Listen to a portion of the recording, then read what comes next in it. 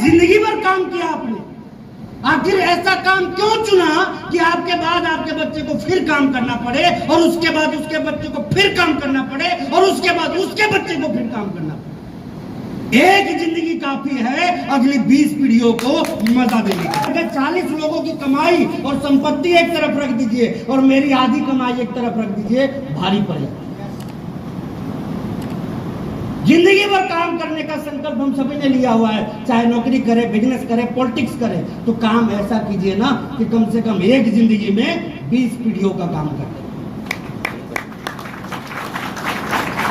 ये जितनी फिक्र अपने बच्चे की आप कर रहे हैं ना, उससे ज्यादा फिक्र अपनी कर दीजिए। और मैं तो बार बार बोलता हूँ कि आरसीएम सिर्फ आपको अपने लिए नहीं करना, या आने वाली जनरेशन के लिए आपको। किसके लिए करना है? आने वाला जनरेशन के लिए। किसके लिए? जनरेशन के लिए। क्योंकि अभी तो आपको डर इस बात का है ना कि पढ़ेगा नहीं तो कुछ कर नहीं पाएगा। इससे बड़ा डर शायद आपको अभी नहीं लग रहा है जो लगना चाहिए, कि पढ़ भी लेगा तो भी कुछ नहीं कर। जी, ये दुनिया जिस दिशा में जा रही है ना, आप हैरान हो जाइएगा, परेशान हो जाइएगा कि पढ़ भी लेगा तो भी कुछ नहीं करेगा। जानना चाहते हैं कैसे? नहीं, पीछे वाले इंटरेस्टेड नहीं है। जानना चाहते हैं? परिवर्तन, उसका नाम क्या है? परिवर्तन। क्या नाम है? परिवर्तन। आने वाला जो टाइम होगा ना, जैसे मैं आपसे पूछूं, आज से 60-70 साल पहले कितने सरकारी और गैर सरकारी रोजगार होते थे? बताइए, सोच के बताइए। पुराने लोग भी हैं यहाँ पे, गांव में रहे हैं ना आप लोग, मैं तो रहा हूँ। आप में से कितने रहे गांव में? एक बार हाथ खड़ा करके बता दीजिए, या उसकी समझ आपके पास हो। 60-70 साल पहले सरकारी गैर सरकारी टाइप के कितने रोजगार के अवसर होते थे? कंफ्यूज क्यों है यार? दिलेरी से बोलिए ना। ना के बराबर, बहुत कम मत बोलिए, ना के बराबर। और किसी को पड़ी भी नहीं थी रोजगार। जो हकीकत है वो यही है। बेटे यदि जाना चाहते थे ना नौकरी पे, बाप नहीं जाने देते थे कि तू नौकरी पे चला जाएगा तो खेत को संभाल। ये वास्तविकता होती थी। मैं सही बोल रहा हूँ या गलत बोल रहा हूँ? सही है ना? लेकिन मैं कोई इंग्लैंड से आया हुआ व्यक्ति नहीं हूँ, आपके बीच का व्यक्ति हूँ। जी। बेटे पढ़ना चाहते थे, बाप भेजना नहीं चाहते थे। बुजुर्गों से मिलिए, वो बताते हुए मिलेंगे आपको कि कभी सेना की जीप आती थी गांव में, कभी रेलवे वालों की जीप आती थी, कई सरकारी गैर सरकारी संस्थाओं की जीपें आती थी। और जब जीपें आती थी और धूल दिखाई देता था ना, लोग बाग अपने बच्चे को घर में बंद कर देते थे।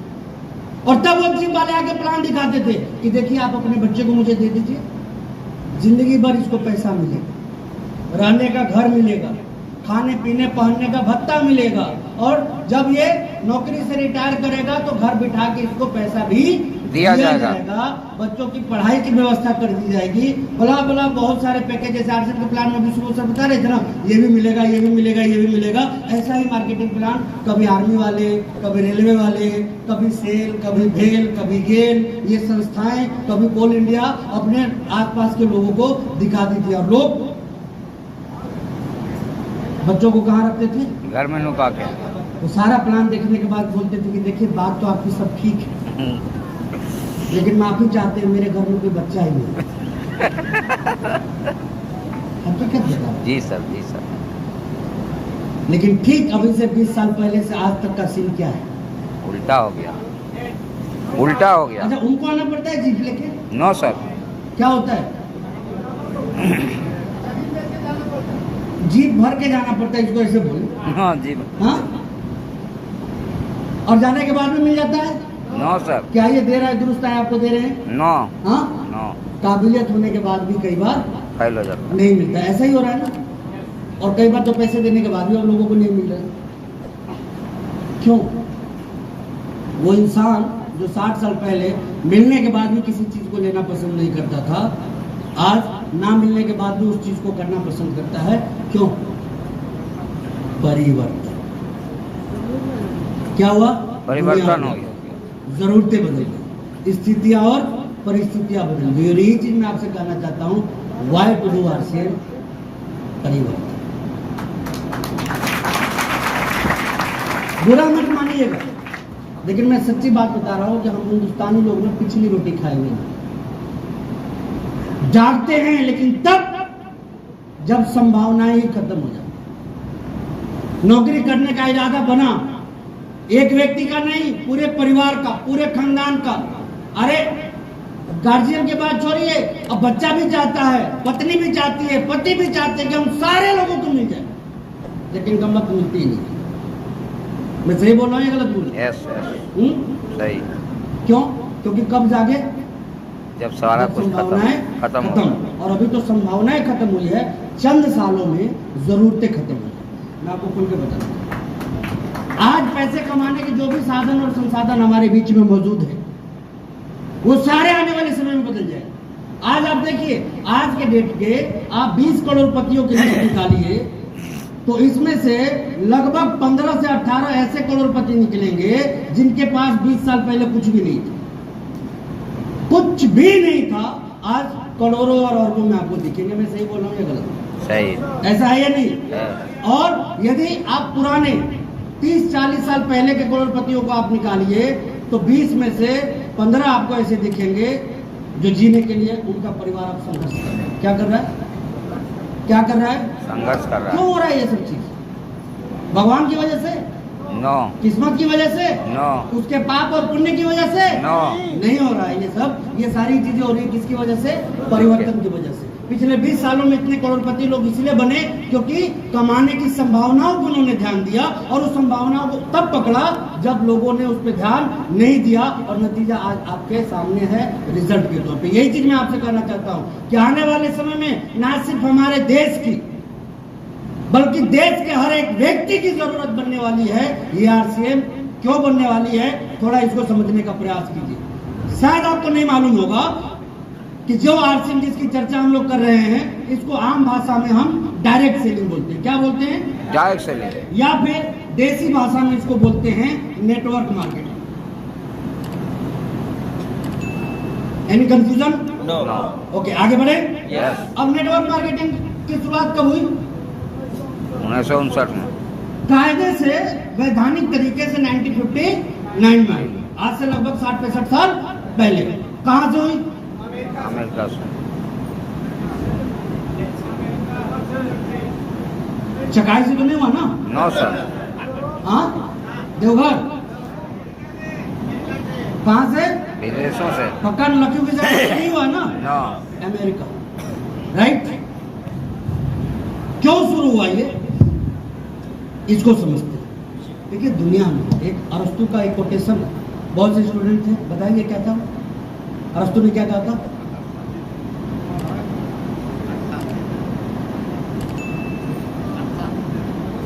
आप लोग ना जमुई का नाम खराब करके छोड़ेंगे।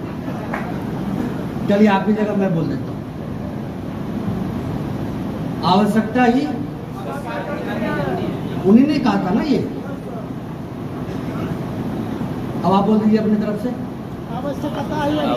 थोड़ा तेज बोल दीजिए। आवश्यकता ही आविष्कार की आवश्यकता ही आविष्कार की जननी है। जननी है।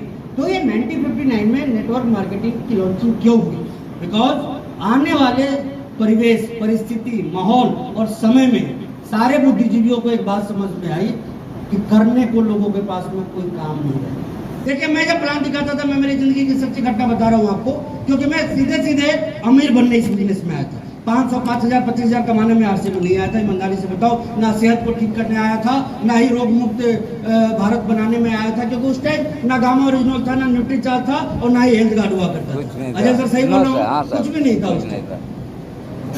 व्यापार करने आया था, और कायदे से इसके फायदे को समझा था कि जो सुरक्षा मिल सकती है, जो नाम पहचान, इज्जत, शोहरत मिल सकती है, पूरे देश में जाने का, घूमने का मौका मिल सकता है। और अब तो देश की बात छोड़िए, 16 कंट्री घूम चुका हूँ आरसीएम की वजह से।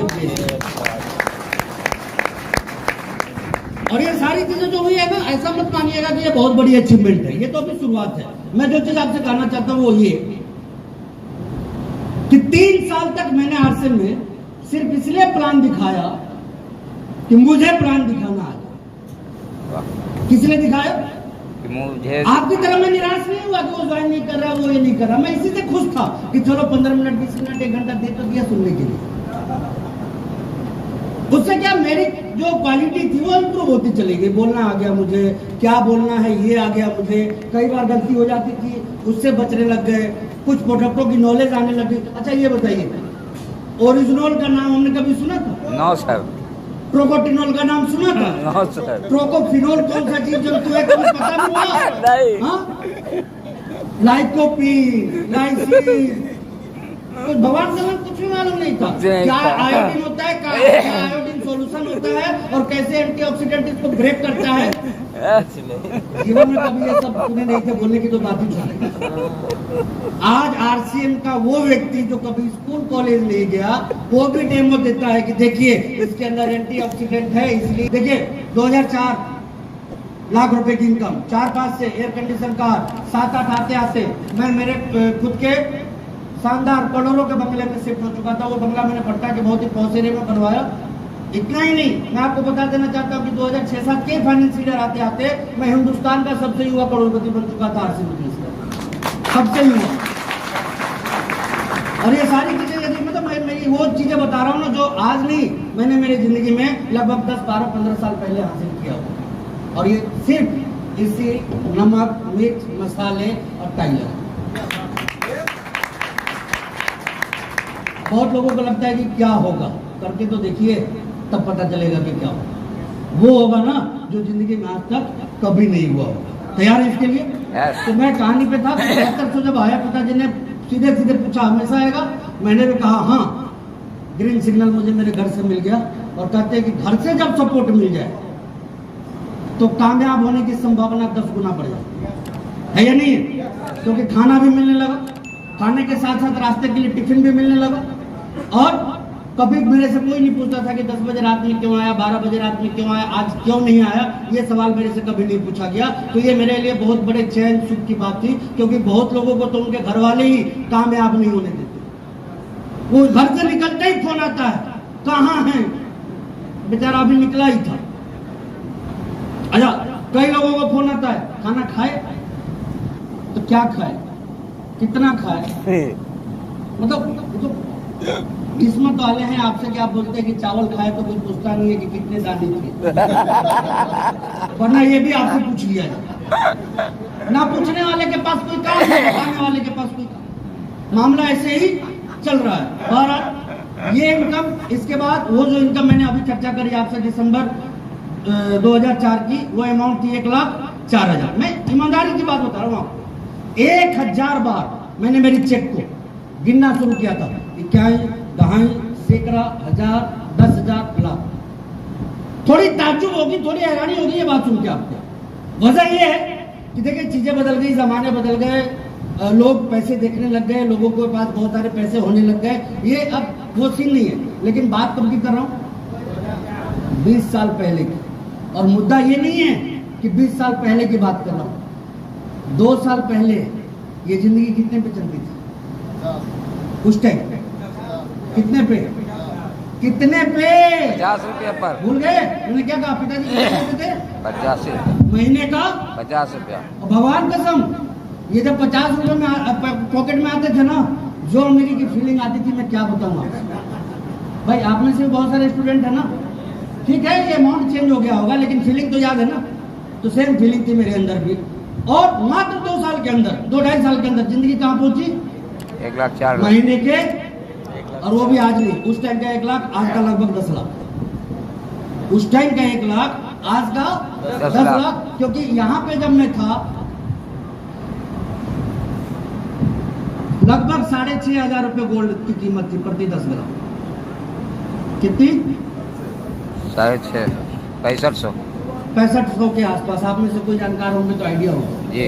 थोड़ा ऊपर नीचे हो सकता है, लेकिन लगभग कितने का वैल्यू था? 6500 का। अभी कितना है? अभी तो लगभग तो मैंने 70,000। 10 गुना बोला तो मैं गलत तो नहीं बोला ना? हाँ हाँ ठीक है, ज्यादा है, मैं उतने पे कैलकुलेट करने थोड़ी बैठा हूँ। बस ये बताना चाहता हूँ कि ये पैसा भले ही आज आपको सुनने में 1 लाख लग रहा हो, लेकिन ये उस टाइम के 10 लाख के बराबर थी। और यकीन, विश्वास और उम्मीद के साथ बोलता हूं कि आप में से कोई व्यक्ति आज ये समर्पण दिखा देवे ना, तो आज आपकी जिंदगी में इससे तेज गति से ये इनकम आ सकती है।